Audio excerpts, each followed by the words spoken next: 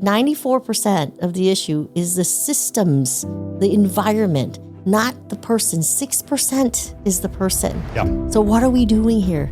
B equals P times E. Okay. Behavior is a function of the person times their environment. And if you're a leader, by any definition, you already opted in. They are a bad human. Presence is presence. It's what type of presence are you bringing for the people around you? Are we asserting that the environment we create affects results? Absolutely. Because you won't get to creativity if you don't feel safe. Welcome to In the Arena. My name is Shaun Dyke, managing partner here at Door 2. So there's a truth that we know. We all fall victim to this. As leaders, teachers, parents, spouses, we often try to shape and judge the behavior of those around us. And we mostly try to do that through influencing the person or the personality. But there's an element in this that we often forget about. It is how the environment is affecting who that person is. I'm fortunate to get to sit across from Steph here today. And Steph, tee up that construct in any way you want to. Yes. So I don't think there is many meetings or facilitation sessions we have that we do not share one of our favorite formulas, which is B equals P times E. B equals P times E. Okay. Behavior is a function of the person, the individual themselves, times their environment. So what you're saying is we try to course correct the behavior by addressing the individual and their behavior, and we miss a large portion of the environment, the conditions that we create in order to invite the best in people. I was just with a manufacturing organization this week, and they know Deming very well. Deming. Yeah. Yeah, which is, for those that may not know, the father of operational excellence. Perfect. They were talking about talent and the lack of, and they went down this path of people. And I said, hey, 94.6. And they looked at me, and it's like 94% of the issue is the systems, the environment, not the person. 6% is the person. Yeah. So what are we doing here? How many of us are parents where you teach them things and you say, hey, mind your manners. And at home, they're like, wow, we do whatever. And then they go to your neighbor's home. Yeah. And they're the best child. Yeah. You know? And the parents are like, your kids are so well behaved. And I might have faces like, did you drug them? Because they are not well behaved. They are monsters. Yeah. Yeah. So that's the E. That's the environment that shifts at times. And also when we have experiences where we get to observe teams. And when you sit and watch and the room is chatty and they're talking to each other, checking in, laughing, and then the leader walks in. And all of a sudden everybody inhales. And you see them hold their breath and everybody sits up more straight. And all of a sudden the fun is deflated and out of the room. Right. And the leader has no clue. They just walk in, sit down, take their space, and they go about their day. Or sometimes you're in a room where everyone's quiet. Everyone's not saying anything. And the leader walks in and they're like, oh my gosh, they exhale. And they're like, oh, so nice to see you. Now we're in. So the leader brings, we say, the weather. So sometimes it's stormy or cloudy, or you bring sunshine. And then that informs the behavior you're going to get from your team. Let's go back to Kurt Lewin's famous formula here. Behavior equals the person times the environment. So the assertion we're making in this is if we want to look at, or when we look at somebody's behavior and we see the things that they're doing, we're saying that's a combination of who that individual is and then the space that we put them in. So what we're trying to get people to trust and believe in is that you as an individual will change your behavior in different environments. So for the individual that says, that's not true, I'm me all the time, how would you guide that to help them see that difference? I'm going to quote you. Okay, go. Awesome. You're the one that has said this in rooms where you said, hey, if we stubbed our toe in church, we probably won't say some words that we by default might say. Yes. But if we stubbed our toe elsewhere, outside, in the park, whatnot, in the parking lot, probably some words that come out would be different. Yes. It's the environment. It's the E. You got to think about, like, before you walk into a meeting, you're like, oh gosh, who's in that meeting. So now I'm going to have to show up differently. I'm going to posture differently. Or, oh gosh, this meeting is going to be super cool. The vibe is going to be different. And that often is unconscious. So leaders, when you bring presence, autopilot presence or intentional presence, it's a leverage for performance. Yeah. You know, people don't rise to your words. They actually follow your behavior and your temperament and the weather that you bring. We often say too, if you hear negative news, it's how you present it to the group. You know, you can bring the weather of, oh, this sucks. It was not my choice, but here we go. We got to do this. Corporate's telling us. That's right. Above my pay grade. We've Yeah. all heard that. And then how is the E that you're creating? What's the environment? The people are going to feel, this sucks. Now I have to go out and do things I don't want to do. Now I feel worse because they look to you for the temperature check. Yeah. Or you come in and go, hey, we're going to have to do some hard things right now. Not easy. I get it. I believe in the team. We can do it. And be realistic, not way too optimistic where they're doubtful, but authentic. And you bring the tone for people. Yeah. People will follow tone and temperament faster than strategy because it's the energy they see right then and there. We said behavior is a function of the person and the environment. So what do we mean by that? We mean the environment affects behavior and behavior affects environment. Yes. So these things bounce back and forth. So I'm in Nashville last week with my wife. We're at an optometry conference, and I'm not that much of a wallflower. Those of us that know me, I tend to be a little more out there, a little louder, a little in my space, a little kind of have fun with it. And as we walked up to this optometry conference meeting, I turned to Kathleen and I said, "What are my rules?" And what I was asking is, what is the E here? Yeah. What is this environment? Because do I need to tone it down a little bit? Do I need to drop into a little more professional polish, Shaun? Or can I be a little more like windsock Shaun, where I'm waving all over the place and a little bit wilder? In that space, I wanted to know how I need to adjust my behavior because of the environment. I don't want to come in there and embarrass her or be strange or do the things that I'm doing, because I know that just like that environment, and by the way, it was fun. It was a good time. Was it less than I would usually bring? Yeah. So I had to dial that back a little bit. I didn't need to be as kind of wildly crazy in it. As the evening went on, my inhibition maybe got less. And so my behavior probably got a little bit more exaggerated, which in turn affects the small population around me. So fair to say there's a pretty pronounced interplay between the environment's effect on people and people's effect on the environment. Yes. And when we work with leaders, we say you are the E for your team. You know, so when you come into the room, do people lean back or lean forward? Do they inhale or exhale? Yeah. And we talk about feedback. It's in their faces. If you just watch, when you enter the room, they're giving you feedback all day long. Are they smiling? Are they artificially smiling? Yeah. Or they genuinely want to give you a hug?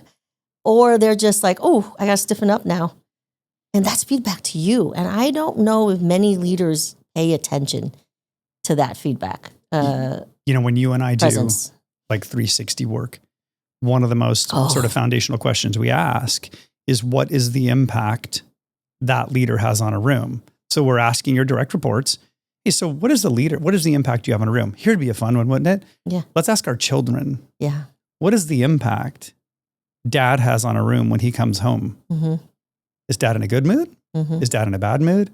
What's his tone and temperament when he walks in that room? And what do we create in those around us? It's the same reality. You said it earlier. We bring weather. Do you know what weather you're bringing into those situations? Yeah. And the children, if there's multiple, would say, oh, is this going to be a good day or a bad day with dad or mom? Yeah. And let's watch, because then we have to be different. So that is the environment you get to bring home. So if dad or mom had a tough day at work, we're in for it. Or if dad or mom had a great day at work, okay, we're safe. I mean, this sends echoes through me every time when we talk about it or any conversation, and I think about people listening on it, and what my ask of them to do would be in this moment is ask yourself that question. Do you know the weather you bring? Are you conscious of the weather that you bring? Do you roll into spaces with enthusiasm, and do you bring sunshine or do you bring rain? Yeah. Like, do they want you in the room because you brighten it and you bring warmth and you bring focus? And by the way, that doesn't mean that's what you need to bring all the time. The expectation isn't that you're always this sunny demeanor. No. Sometimes you might need to bring the rain. Yeah. That's different in Yeah. how you approach it. But are we intentional about the effect we're trying to have on the environment through our behavior? And north of 70% of the time, people are unconscious of how they are affecting the room around them. And the worst part, even worse at home. Yeah. Because people just let that down and they walk in the room and they just let their stresses fly and whatever those pieces are. Yeah.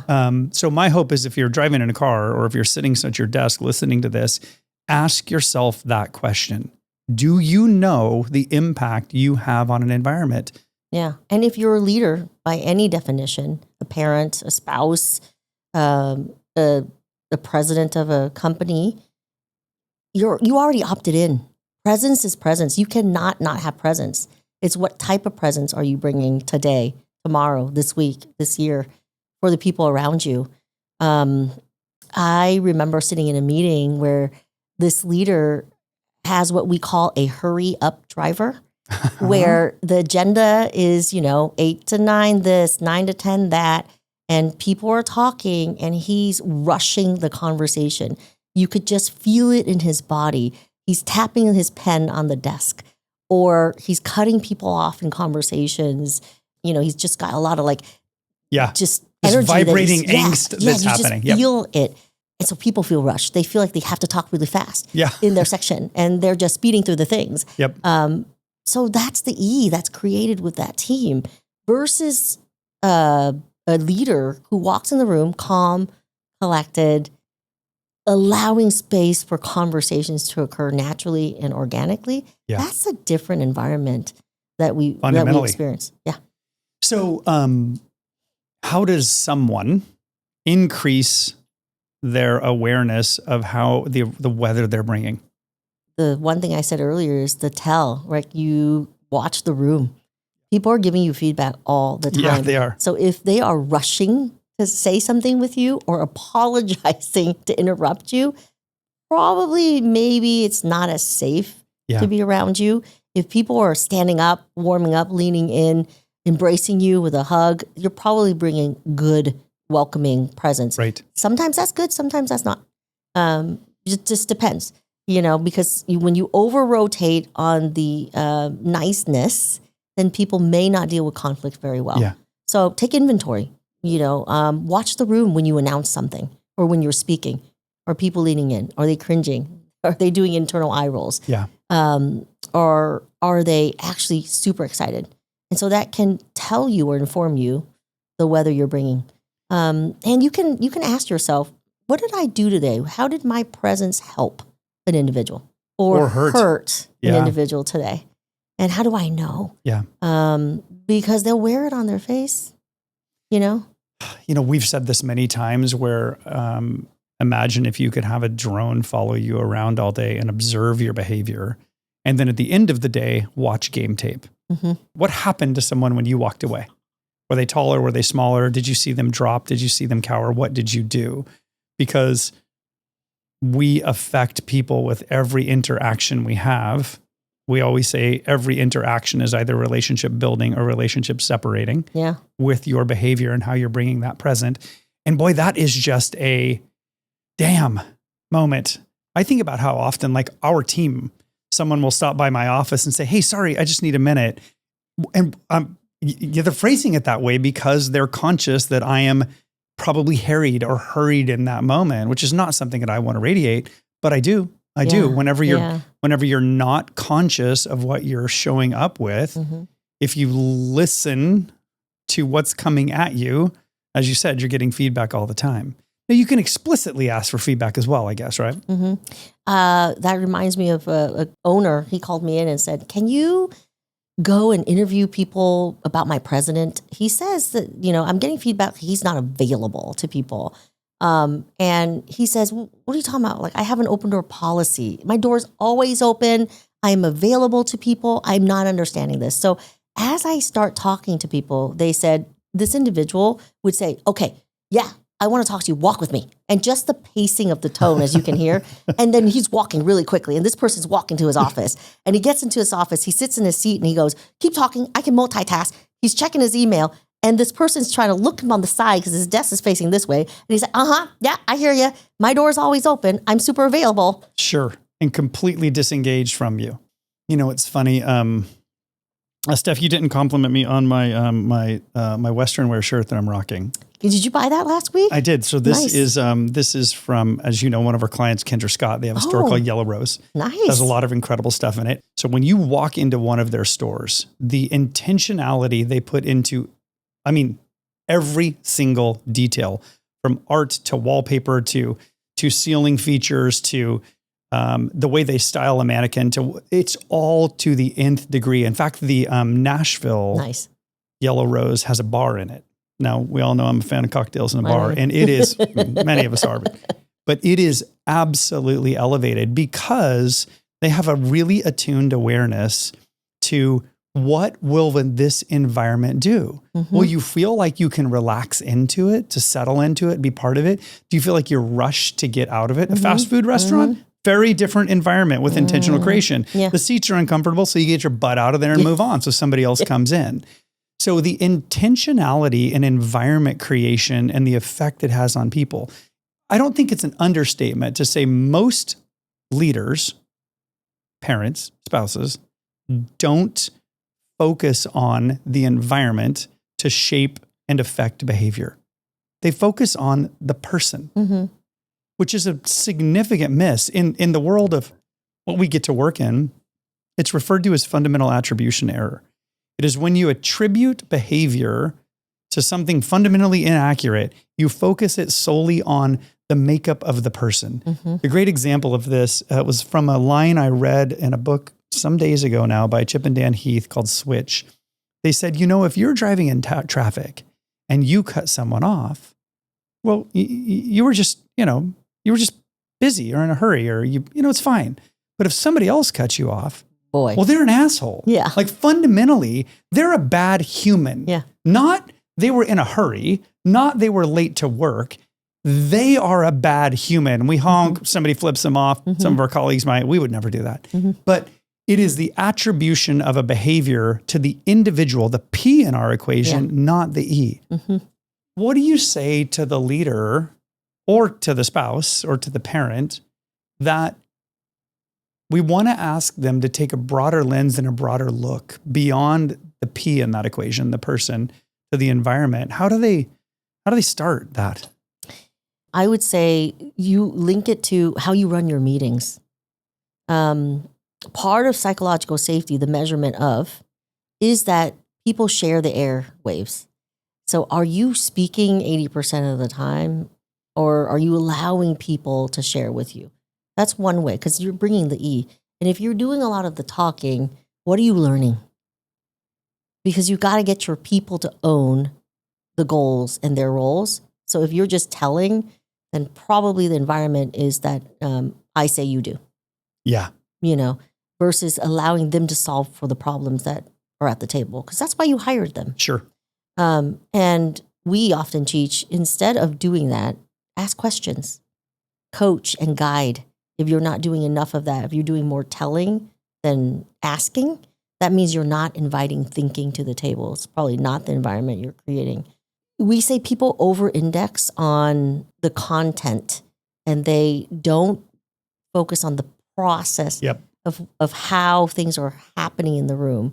So if you're allowing, because environment is also set by what you tolerate and what you model. So if you're allowing people to cut each other off and be rude, that is the environment you're creating for your team. Yeah. And if you're taking inventory and you're saying, yeah, I actually let that slide a bit, then course correct that if you want to change your environment. I want to punch that one more time because I think it's such a powerful thing. Content and process. In a meeting context in our business, we'll go that way. The content is the information we're sharing and what we're going through. The process is the manner in which we're conveying that information. Are we soliciting input and feedback? Are we capitalizing on the collective intellect of the people we pay and we hired? Or are we just dominating and pushing our own self-interest and opinion in it and guiding it through? That's all process. which technically is all what we do. Our focus is on helping them process the content more effectively to get to an outcome you want to get to. Or people see it, they just don't stop to slow down because they're hurrying up or they're trying to stick to an agenda, which is when they announce something and somebody looks perplexed. Well, that's process. You got to go, oh, I can see your wheels turning. Can you share with the group what you're thinking? Yeah. Because you may miss a good nugget there because you're just going to move forward with the content itself. And when we point that out, people tend to tell us, yeah, we noticed that. Nobody wants to say anything. Yeah. All the time. All the time. Yeah. Someone's frustrated over there. I see him or her frustrated, but I'm not going to say anything because we're focused on the content. The process is, probably you want their buy-in. They're sitting at the table for a reason. Yeah. Can we slow it down and say, looks like you're stuck on something maybe. You want to share? Yeah. Let's talk through that. Well, the relationship in that, as you said, that means as a leader, we have created an environment that avoids the hard conversations. We tolerate it and we model it. Yes. So through our actions, we have likely unintentionally, it's not out of malice normally, we've likely unintentionally created an environment where we are going to naturally under-leverage the capabilities of our team and our potential to shift that, which is actually a great point because I want to clarify something. You know, if you're sitting out there and you're listening to this in somebody's head, what I don't want them hearing, wait, Shaun and Steph, you guys are saying that I just need to be nice and create like a nice environment for people? Like I just have to have like a comfortable environment for people? Is that what we're saying? Oh, absolutely not. Right. We're saying, gosh, you can disagree. You can do it respectfully. Yeah. And you can do it in a way that's additive to the conversation. And that's on you. Do you invite it? If you're saying we want a team that accepts feedback, are you seeking it as a leader? Do you often say, hey, can you give me some feedback? Oftentimes we work with leaders. They say, go fix my team. I'm good. And we do that. Then we could probably deduct they're not great at seeking feedback. Right. Probably their team's not going to give it to them directly if that's how you're modeling it. And that's the environment. It's like, okay, we can talk about the leader amongst each other, but probably not to the leader themselves. Yeah. Okay, so what do we say to the person that says, okay, cool, I get this. I get that how I show up as a leader has an effect on the room. I get it. If I come in angry or frustrated, the room's going to be not as open to me. If I come in excited, that's fine. So why do I care? Like, I'm just trying to get a job done. I'm trying to get results. Are we asserting that the environment we create affects results? Absolutely. It affects results. Yeah. Yeah. Because you won't get to creativity if you don't feel safe. Nice. And you won't get feedback. Risk taking. If you want growth mindset, right? You won't get feedback to adjust. People won't give it to each other if you're not modeling it, which means we won't learn and fail forward fast, which is what we often say. Organizations that learn faster than their competition then beats their competition. Yeah. But if you're not inviting it, then absolutely it will impact performance. The most powerful way to affect business performance is by creating an environment that is optimized for people to show up. And how do you do that? Through your leadership behavior. Mm-hmm. So your behavior as a leader creates conditions that are going to enable customer promise delivery or disable it or slow it down or bog it down or make it more ineffective. And so in our work, what we focus on a ton is realizing as a leader the importance of becoming conscious to the effect you're having on the room and your house, what implications you are cascading for what you're trying to get out of something. Yeah. Parents. So your children, who do they go to, mom or dad or dad or however you want to see it, with the bad news? Yeah. Because that tells you then the other parent is not the person I want to go to, probably may not create the same environment. And same thing with leadership. If they hide bad news from you and you're surprised, that's feedback that you're probably not inviting safety, input, and making a lot of decisions potentially. So that's how you tell. If you don't get direct feedback, you could also see it in the behavior when you're in the room, out of the room. the conditions you create. Yeah. Because that absolutely impacts the performance at the end of the day. You know, this is years ago. I was teaching a class, and I was having a conversation about this general topic that the environment has a pretty prolific effect on people. And I think what's interesting in that is sometimes people can resist that because they want to believe that they are themselves and who they are, regardless of the spaces they go into. And I did this really comical thing. I was working in an organization, had a 24-floor ivory tower, and we're down on I can't remember now. I think it's the 4th floor, which is the training floor. And so there was this disagreement around whether it really mattered or not. Well, the top floor, the 24th floor, was the executive floor. So that is where multiple executive sets, and it's where the executive conference rooms were. It was really nice. It's cool up there. And so I said, hey, let's do a field trip. And so I put the team in the elevator. We take a ride up to the top. And even as we get out of the elevator, everybody is tight-lipped, no noise, whisper quiet when they're walking. We all walk into the conference room. They pull out their chairs quietly. They all sit down pretty poised. And I said, how's it feel? And there was no need to make the point any further. They all 100% went, okay, I get it. You change how you show up based on the environment that you're in.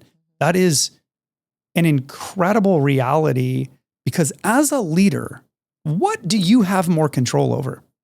Shaping the environment or changing the person? Shaping the environment. Yeah. We often want to turn it on, changing the person. Yeah.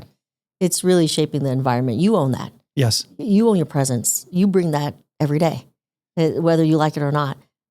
It goes back to, remember you and I walked into a client system and before we even got there, we were like, oh, I think we have to dust out our suits. Because I don't even know if we wear those anymore. Yeah. And we got to put them on. Yeah. And everybody's in a tie. And you and I, we're at our, buttoned up selves because that was the environment we walked in. Entirely. And then do you remember when we went to a different offsite and you're like, hey, it's so cool when the president comes up to you with a beer in his skiing outfit and we're at a resort. Yeah. That's a different vibe, wasn't it? Different environment. We got stuff done in that environment. People shot straight. They were actually themselves. And they were more creative, they were more playful, and they owned their stuff. Yeah. The other environment felt more stuffy. I think we were trying to talk about engagement, and their engagement level was low. And they were wondering why, and rewards was not high.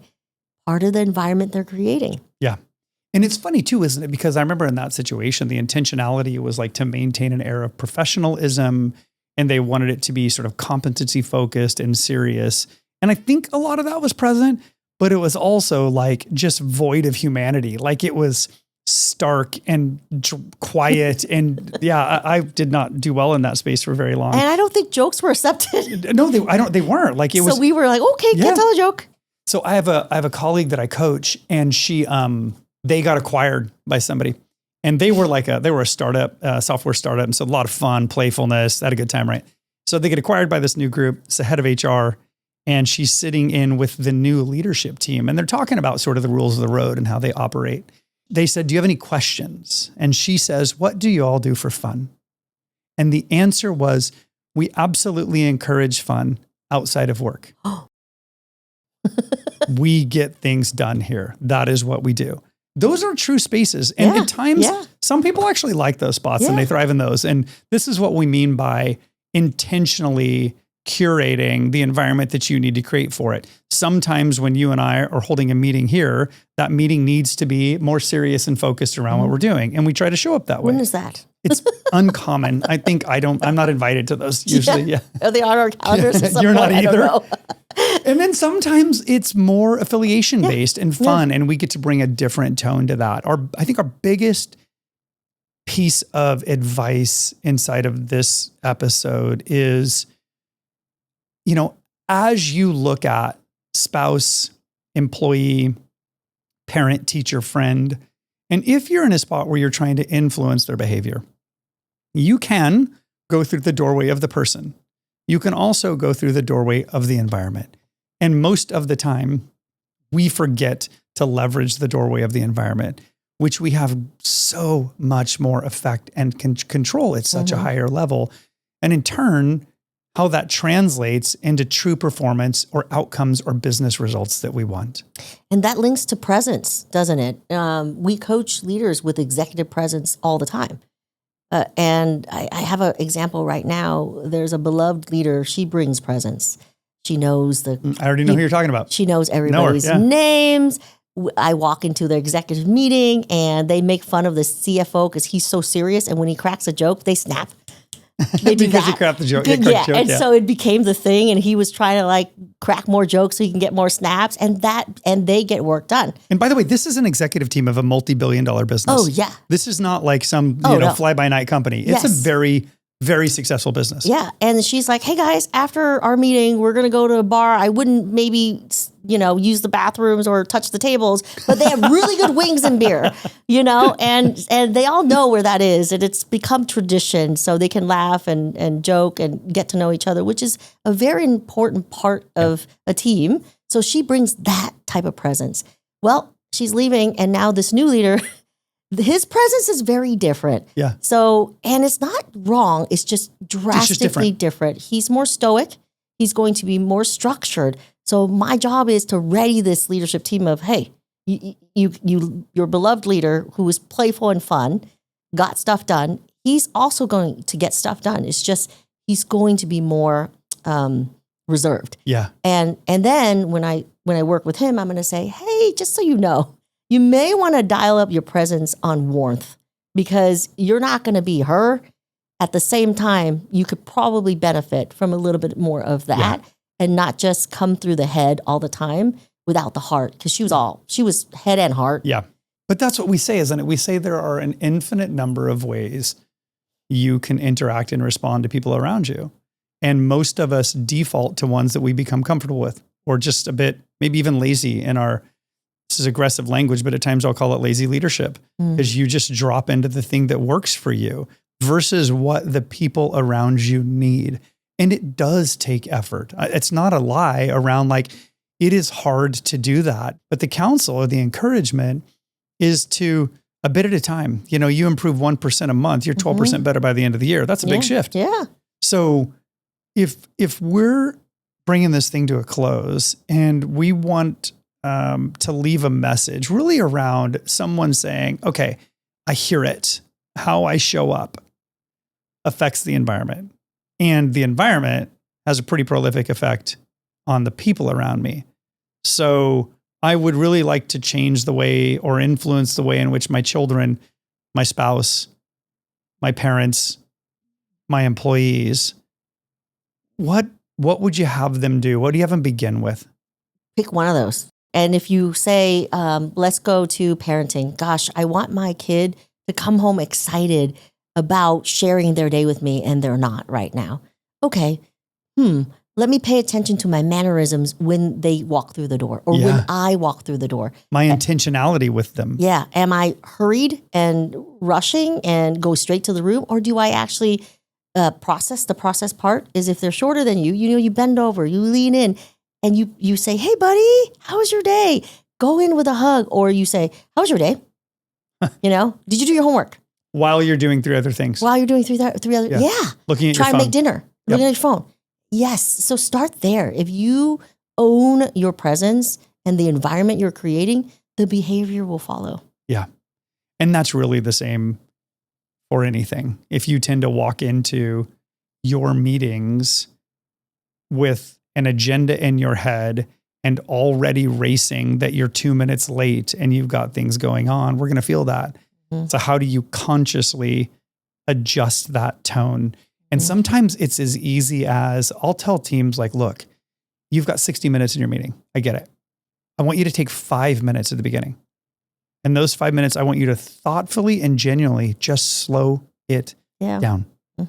Honestly ask a real question. Listen to real answers. You will hear everything about the room change gears and then hold that gear, because you're not coming in with the rattle frantic state of like moving quickly and doing all of the things. But you do have to be willing to our phrase of choose extraordinary impact. It's a choice. You have to recognize that in my plight to evolve and amplify those around me through influence, I get to start with how I'm showing up. Steph, love hanging out with you. Always fun. Yep. Good time, and look forward to next time. Peace.